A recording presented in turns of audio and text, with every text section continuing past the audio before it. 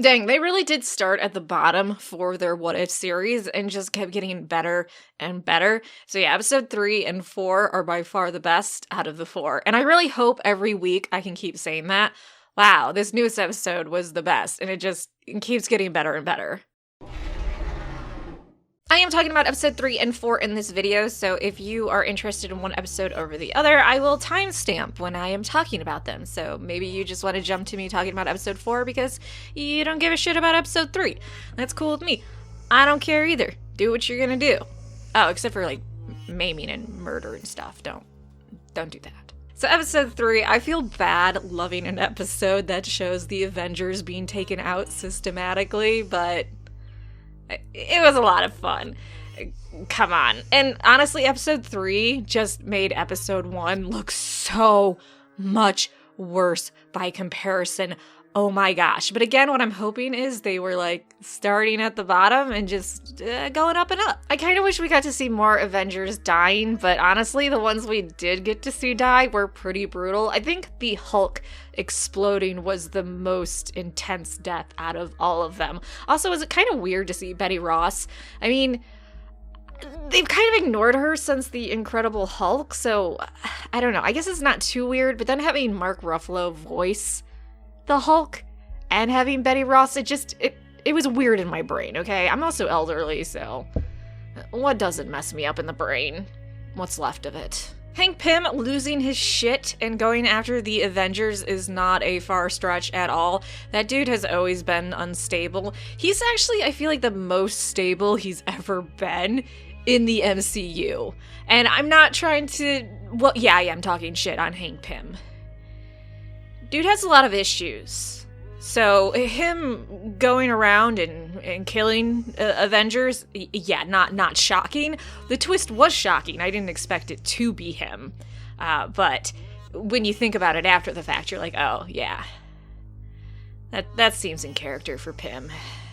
I love seeing how he went around and took out each Avenger, though, and the big reveal at the end that it was him and how he did it just, I don't know, it delighted my soul. I kind of still wish we would have seen him go up one of the Avengers' anus and explode them from there, but guess you can't always get what you want. I loved Loki disguised as Fury smacking Pym around and the little giggles as he's doing it. I don't know. I could have dealt with more. Like, if they wanted to do 30 minutes of Loki disguised as Fury just bitch slapping Pym around, I would be here for it. I would 100% Disney. I will pay you money to animate that.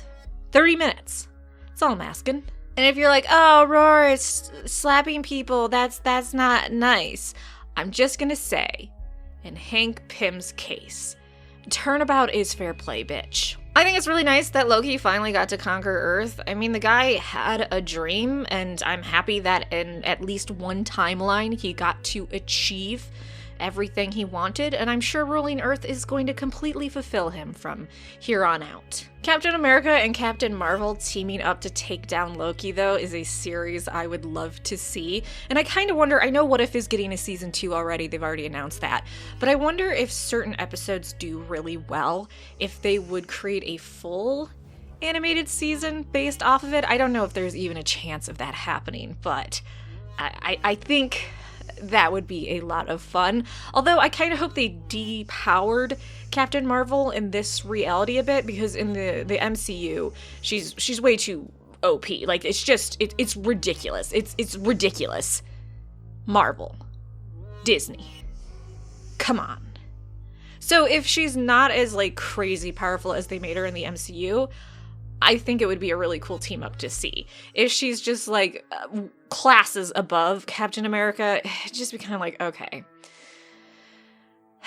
Neat.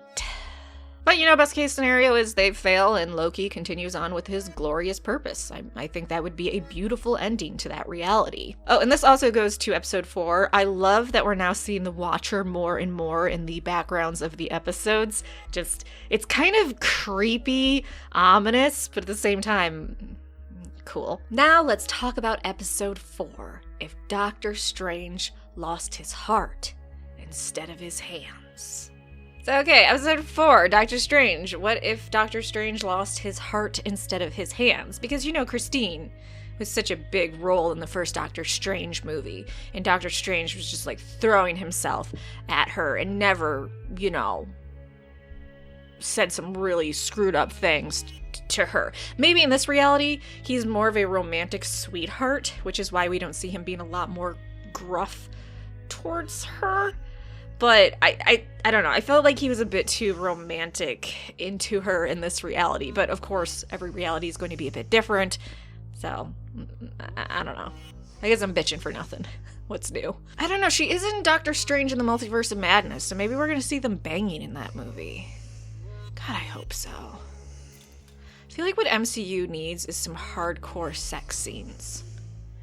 Just get freaky with it. I mean, if you read the Doctor Strange comics, he would multiply himself to have orgies, so it's not like it isn't in line for his character to do some weird shit. And I know I keep saying every episode as it comes out is my favorite episode, but episode 4 has been my favorite so far. But also keep in mind, I'm the type of person that doesn't like bang bang guns. I prefer magic. So if there's going to be an episode about magic over punching people in the face and using guns, I'm gonna like it. It's kind of like sci-fi and fantasy. I'm going to lean more towards fantasy that is medieval or before the invention of guns, because that's what I enjoy. But when it comes to guns, it has to be cool, like Star Wars, where there's also lightsabers and space wizards and shit. Oh, and dystopian sci-fi stuff. I really like that. I like it when there's no hope and everything is just terrible. So it's just like holding up a mirror to my life. The fact that they got everyone back to do voiceovers for the Doctor Strange episode was incredible. It actually makes me a little more curious about certain people that didn't do their character voiceovers in previous episodes, because now it's like, I know you had time, because we've already seen a bunch of projects how they've been doing voiceovers during the pandemic. And I know Disney could pay you enough money. So what's going on?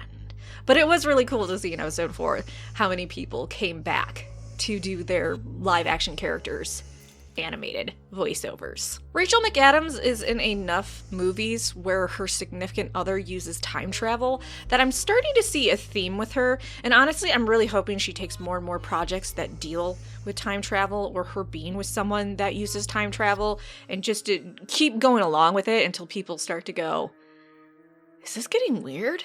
It was so heartbreaking to see Doctor Strange trying to save her over and over again, but he just couldn't do it because it was a fixed point. It was an absolute point in time. And if I was him, I understand going crazy, seeing the person you love die over and over again, and no matter what you do, you can't save them.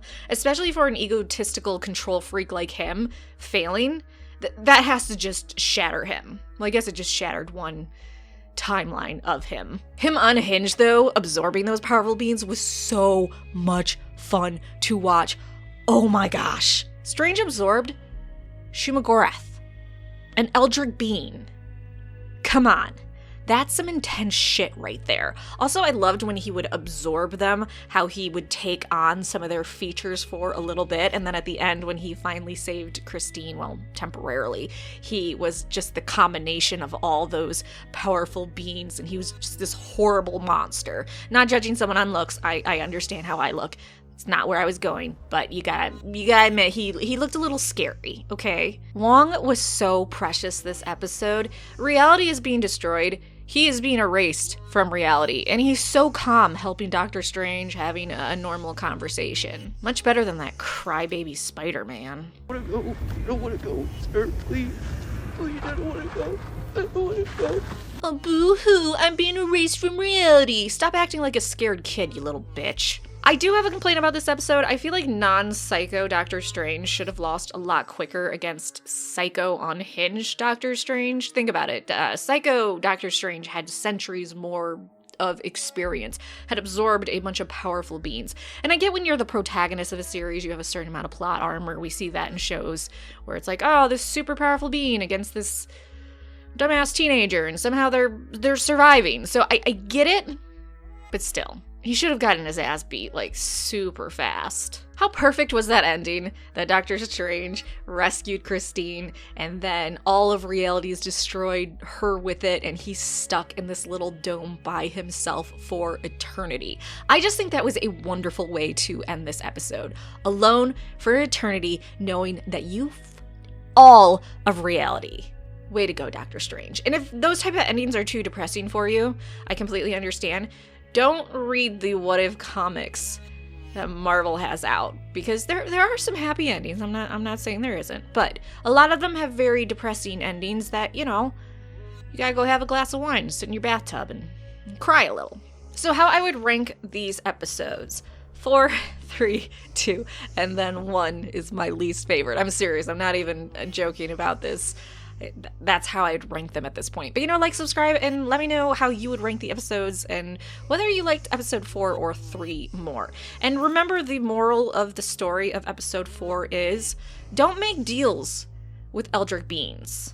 Simply kill them and absorb their power.